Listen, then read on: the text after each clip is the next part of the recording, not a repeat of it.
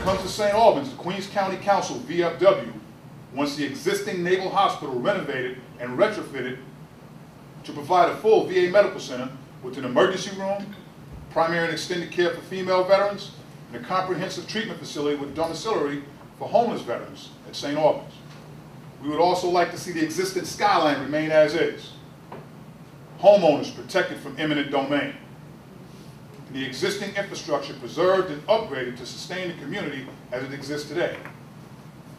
Finally, once the VA agrees to retrofit this facility, and we're going to make sure they do, we would like to see the proposal treated as a shovel-ready project eligible for stimulus funds that will put southeastern Queens residents to work until we reestablish an industrial base. I'm not really for stimulus funds, to be honest with you, but if they're going to spend them, bring it on home. I'm sorry, I'm not a veteran, but my husband was, and so now that I'm a little old lady, I'm taking over from where he left off. I think it would be unconscionable to take property that was developed for our veterans who were promised health care and turn it over to a profit-making enterprise which will have nothing to do with either the needs of our veterans or the community. This is land that was designated specifically for a very important cause. I was told originally that we were too close to Northport. I've been hearing stories about facilities that are going up a little closer to Northport than we are. So when Renee says, this is our community and people aren't listening to us here, she's got a very important point. Don't let us ever forget that. Nobody should be coming in here doing what they wish to do, pulling out money from this community and not really offering anything back that would mean enough either to our veterans, male or female, or indeed to the community. I sent about 50 letters. Reach Out America had a meeting and we gave everybody letters to send, which they did, and I stuck them all in envelopes, sent them to Schumer and Gillibrand and Shinseki and a whole bunch of people. I got an answer from Shinseki's office telling me that we're going to have less veterans. We're going to have less veterans. That 300 number was originally given to me by the New York State Deputy Director, and I'm still not getting any story telling me that that figure isn't valid, as you've heard before. And they're telling me in this letter that we're going to have less veterans, and besides, in the New York Harbor healthcare facility, which all of a sudden now they're calling it a healthcare facility, we have, this is very interesting, we have neurology, dermatology, urology, cardiology, radiology, prosthetics, women's health care, and palliative and hospice care. Has anybody gone through St. Albans and did you see any of those facilities? I didn't see a doctor.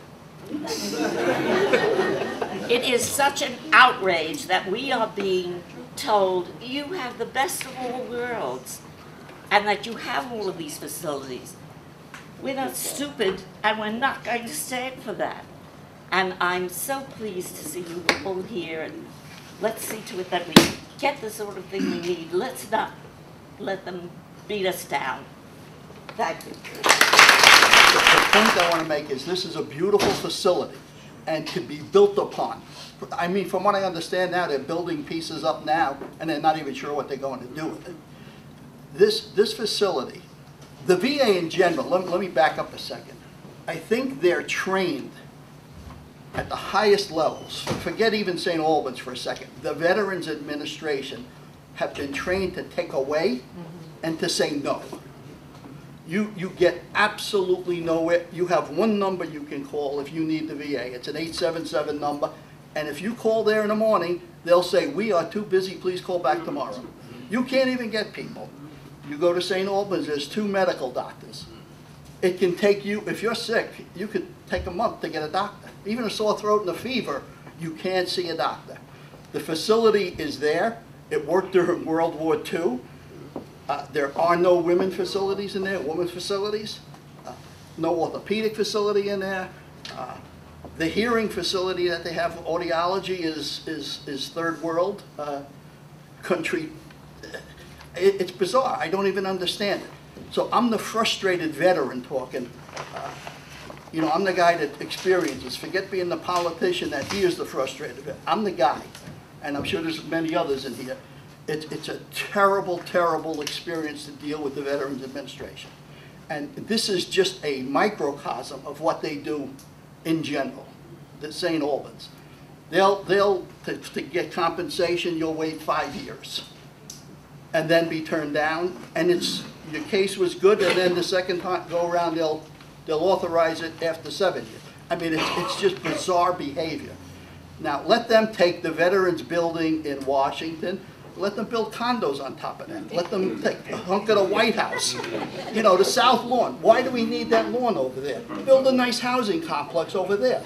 Leave this place alone and build it up with facilities that are 21st century. It's a bizarre thing to do. That's all I have.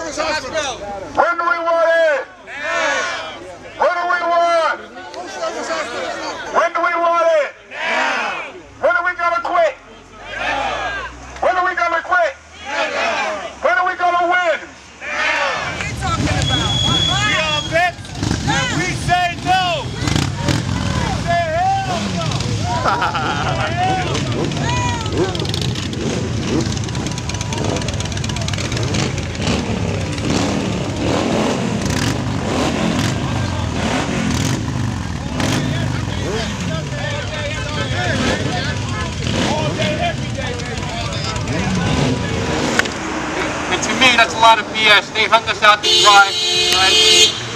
As a Vietnam veteran, I'm used to being let out to dry. At the same time, I'm not afraid of fighting for it. So we will, like the Senator said, Senator Smith, we will have our hospital here for the things to stay the way they are.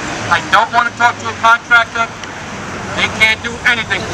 According to the RFP that the VA put out, they are supposed to stay within the character of the community. All the areas surrounding the VA are single-family homes. They might have a second family in it, but that's the most. There are no apartments or anything. The developers, with the VA's permission, want to develop rental units. These are all rental units. They are not homes. They are rental units, and they want to put 1,400 of them. That means about 5,000 more people without jobs in Jamaica. Because right now our community is suffering. We have hardships. A lot of our people have hardships with foreclosures. We have hardships with jobs, and we don't need an additional 5,000 people coming into the community without jobs and without helping the people that live here now. It's over congested as it is. It's over congested. Right now, as we speak, there's backup on the Linden Boulevard here, and this is not even 1,000. This is about 100, and we've already got backups here.